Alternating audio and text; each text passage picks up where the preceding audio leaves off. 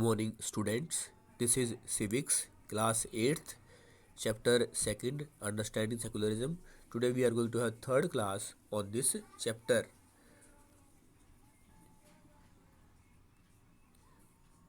Why it is important to separate religion from the state.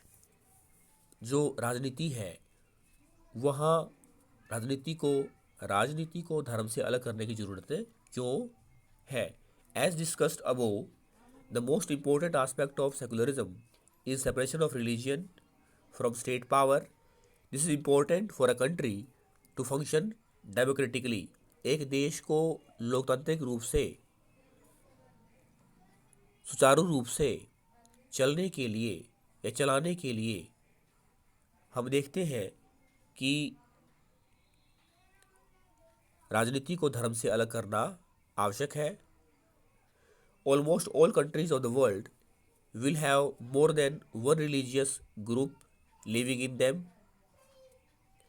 Within these religious groups, there will most likely be one group which is in minority.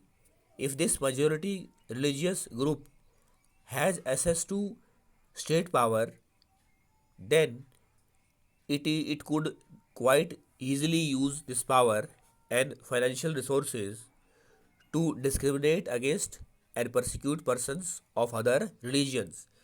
हम यहाँ देखते हैं कि दुनिया में तो अलग बात करेंगे, हमारे देश में ही 8 तरह के धर्म हैं और हमारा देश एक लोकतांत्रिक देश है और हमारे देश में जो हिंदू धर्म है वो उनकी संख्या ज़्यादा है, जबकि जो मुस्लिम लोग हैं उनकी संख्या कम है.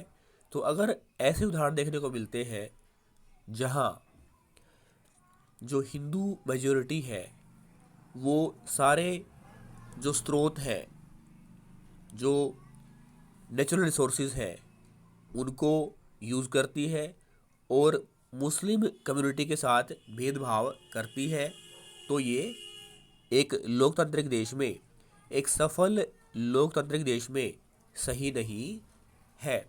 This tyranny of the majority could result in the discrimination, coercion and at times even the killing of the religious minority. इस तरह से अगर भेदभाव चलता रहे तो जो अल्पसंख्यक लोग हैं वो अपना विकास नहीं कर पाते. The majority could quite easily prevent minorities from practicing these religions. Any form of domination based on religion is in violation of the rights that a democratic society guarantees to each and every citizen irrespective of their religion.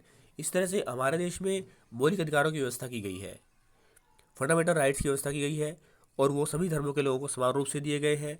अगर एक अल्पसंख्यक लोगों को majority के लोग परेशान करते हैं तो क्या माइनॉरिटी कम्युनिटी के लोग अपने धर्म की रक्षा कर पाएंगे? नहीं कर पाएंगे. Therefore, the tyranny of the majority and the violation of fundamental rights that can result is one reason why it is important to separate the state and religion in democratic societies. इस तरह से एक अल्पसंख्यक समुदाय का कोई यातनाएं न दी जाए, को परेशान न किया जाए. एक बहुमत में जो समाज है, जो समुदाय है, वो अल्पसंख्यकों को परेशान न करे. इसलिए धर्म को राजनीति से अलग किया गया है और हमारे देश का कोई राष्ट्रीय धर्म या राजकीय धर्म नहीं है. हमारा देश एक धर्मनिरपेक्ष राज्य है जो सभी धर्मों को समान महत्व देता है. Another reason that it is important to separate religion from the state in democratic societies is because we also need to protect the freedom of the individual to exit from their religion, embrace another religion, or to have the freedom to interpret religious teachings differently. To understand this point better, let us take the practice of untouchability. दूसरा कारण क्या है कि जिसकी वजह से धर्म को राजनीति से अलग किया गया है? हमारे देश का कोई राजकीय राष्ट्रीय धर्म नहीं है, वो ये है कि अगर हम दूसरे धर्मों का आदर करते हैं, धर्मनिरपेक्ष हैं, तो हम अपने धर्म को बेहतर तरीके से समझ पा रहे हैं, और वो तभी संभव है जब हम धर्मनिरपेक्ष होंगे। आओ इसको एक उदाहरण की सहायता से समझें। अनटचेबिलिटी, छुआछूत, जिसे अब कानूनी रूप से अवैध घोषित कर दिया गया है, जिसके अनुसार एक समुदाय के लोग दूसरे समुदाय के लोगों के संपर्क में आना पसंद नहीं करते और उनको खुद से छोटा समझते थे। You might feel that you dislike this practice within Hinduism and therefore you want to try and reform it. However, if the state power were in the hands of those Hindus who support untouchability, then do you think that you would have an easy task to try and change this?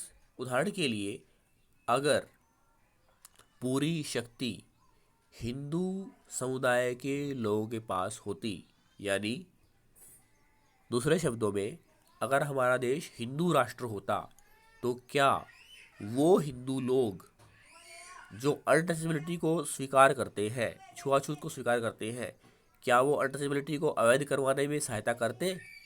नहीं करते। Even if you are part of the dominant religious group, you might face a lot of resistance from fellow members of community. These members who have control of the state power might say that there is only one interpretation of Hinduism and that you don't have the freedom to interpret this differently. दूसरा, अगर हमारा देश हिंदू राष्ट्र होता और शक्ति हिंदू बहुमत लोगों के पास होती, तो वो अपने तरीके से कानून की व्याख्या करते और धर्मों के लोगों को समान अधिकार दिए जाने मुश्किल हो जाते। थैंक्स।